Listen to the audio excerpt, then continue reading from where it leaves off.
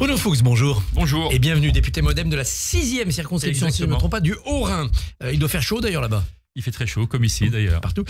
Dans un climat où on a vu récemment des lois sur l'écologie être repoussées ou des mesures sur l'écologie être retardées, je pense aux ZFE. Il y a une sorte de hiatus entre l'attitude des parlementaires et la réalité écologique ?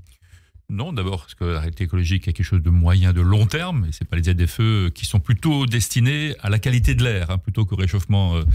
Même si quand il fait très chaud, on a souvent des problèmes de pollution. Mais l'origine, en tout cas, le point de départ de la réflexion, c'est plutôt la qualité de l'air, et donc c'est des questions de santé avant d'être des questions écologiques. Et puis les ZFE ne sont pas complètement encore éliminés, puisqu'il y a un passage au Sénat, et que dans un texte, c'est un ensemble de choses. Donc on vote un ensemble dans lequel il y a parfois des choses qui vous irritent, mais vous faites la balance entre ce qui est positif et négatif. Donc si vous votez pour, c'est pas forcément sur l'ensemble du texte. Vous contestez cette idée que l'opinion devient moins écolo, parce que d'abord ça coûte cher la transition écologique, et que du coup la représentation nationale va dans le sens de l'opinion et freine la transition.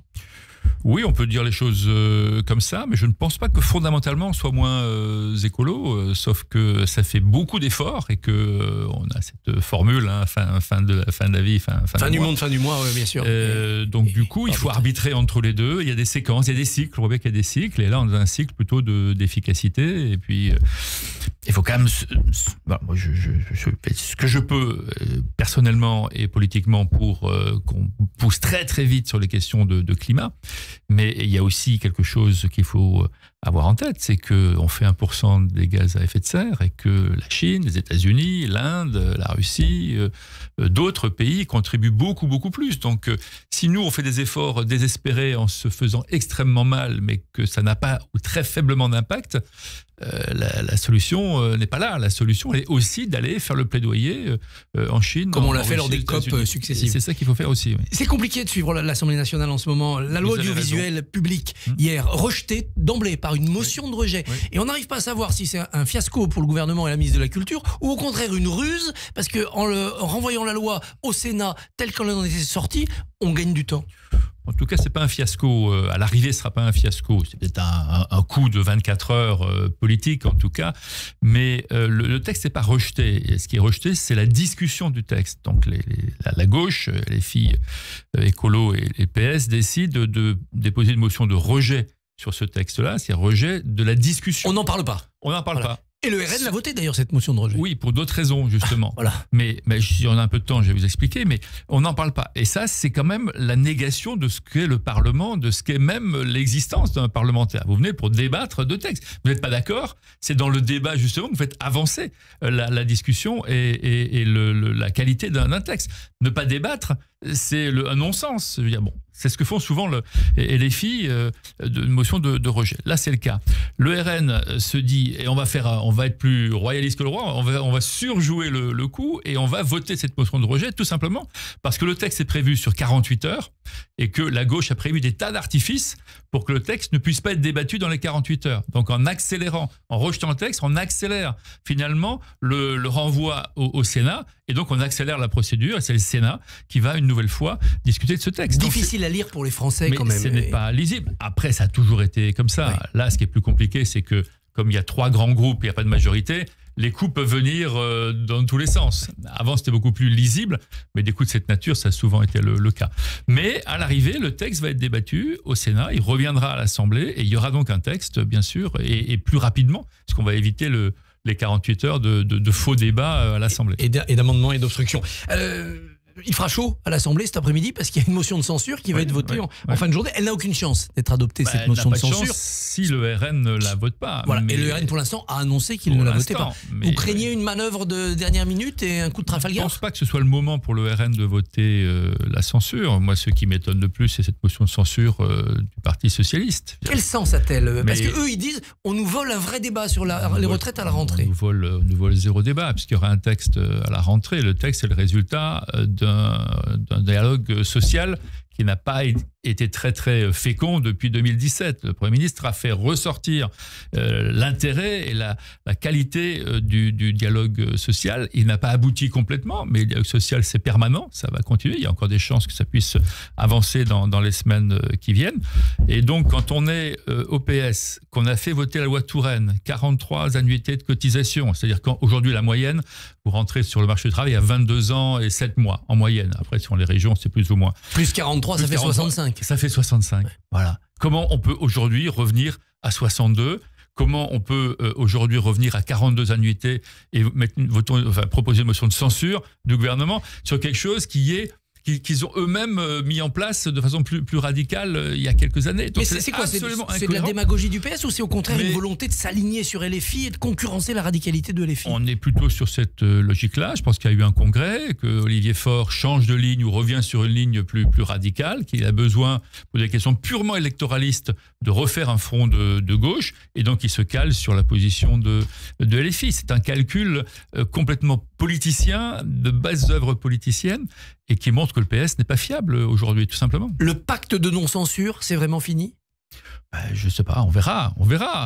Ça, je ne peux pas le savoir à l'avance. François Hollande votera la censure cet après-midi parce qu'il n'est pas content de ce débat sur les retraites.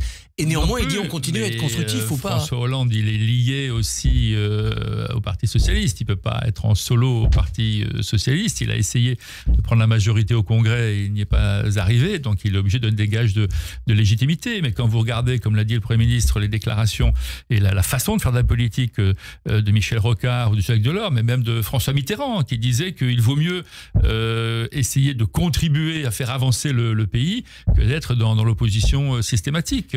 Donc c'est pour moi incompréhensible cette position du PS, sauf avoir une manœuvre purement électoraliste, et ça c'est fâcheux.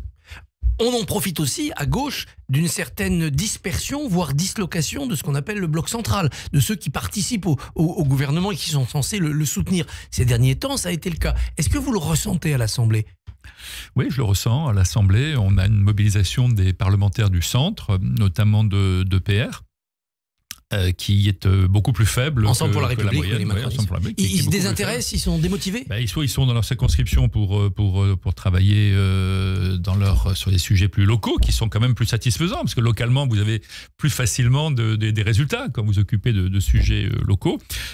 Soit ils travaillent sur des propositions de loi, soit sur des rapports. Il y a quand même beaucoup de commissions aujourd'hui qui font des rapports d'information, donc qui sont sur le terrain. Il n'y a pas que le travail à l'Assemblée, aussi il y a beaucoup de travail sur le terrain de contrôle de l'action du gouvernement et de rapports d'information pour comprendre un sujet et faire des propositions justement pour changer un grand thème de la société française. Il peut se remobiliser, ce bloc, notamment en vue du débat budgétaire ? Il doit se remobiliser.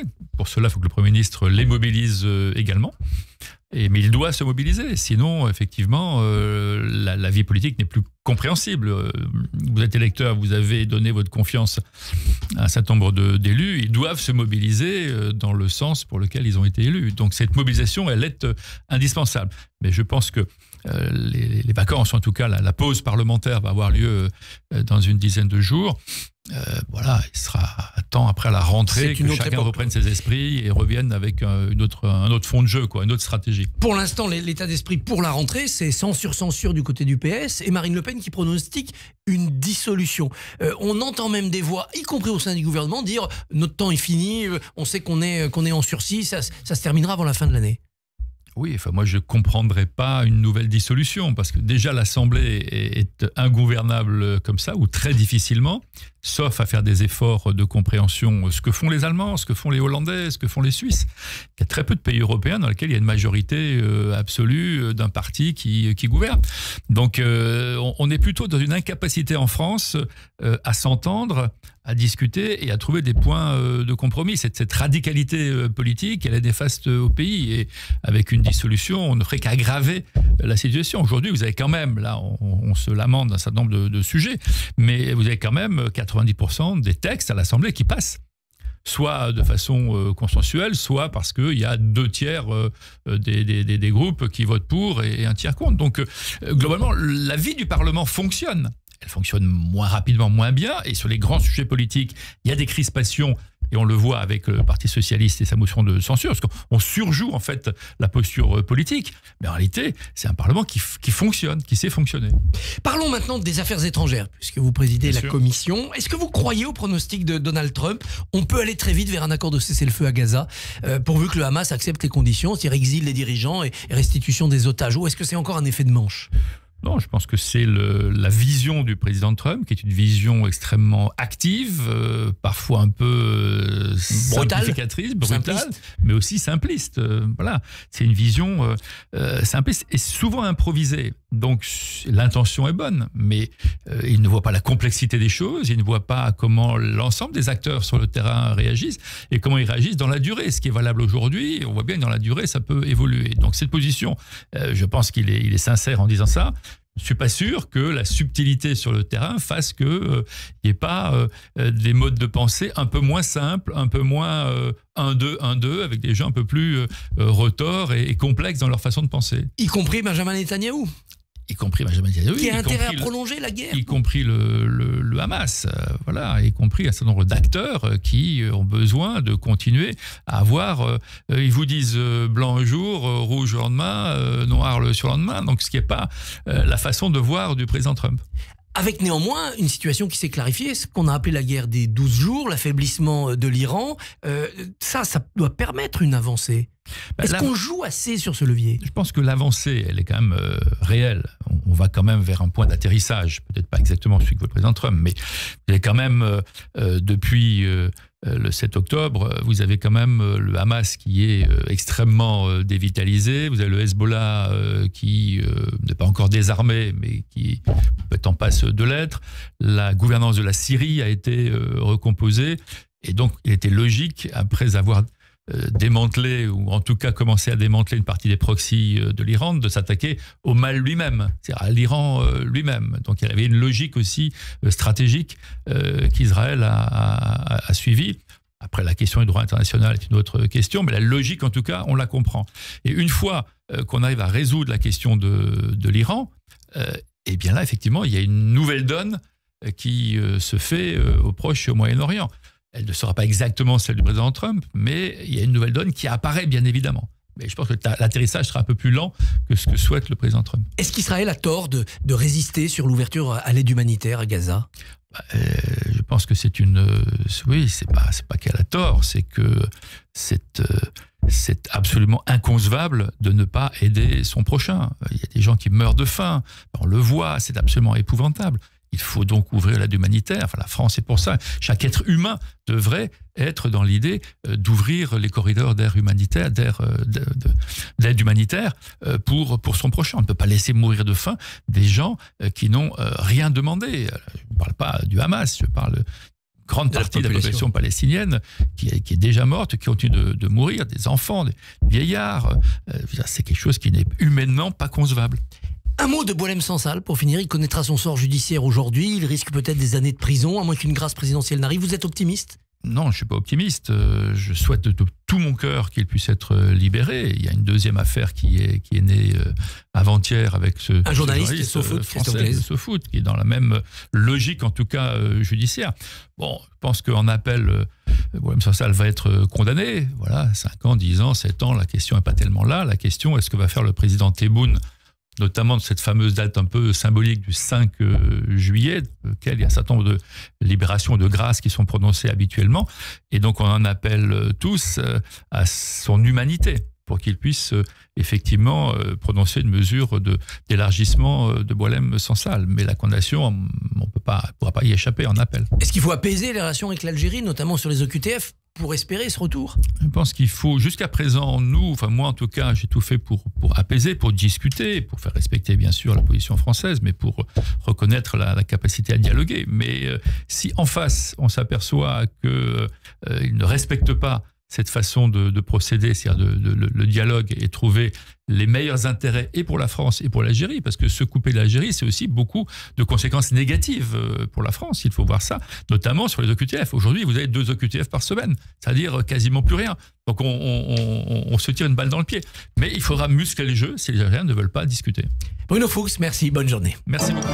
Merci Christophe, on vous retrouve demain et vos invités seront Olivier Perrault et Charlotte Belaïch, auteurs du livre La Meute.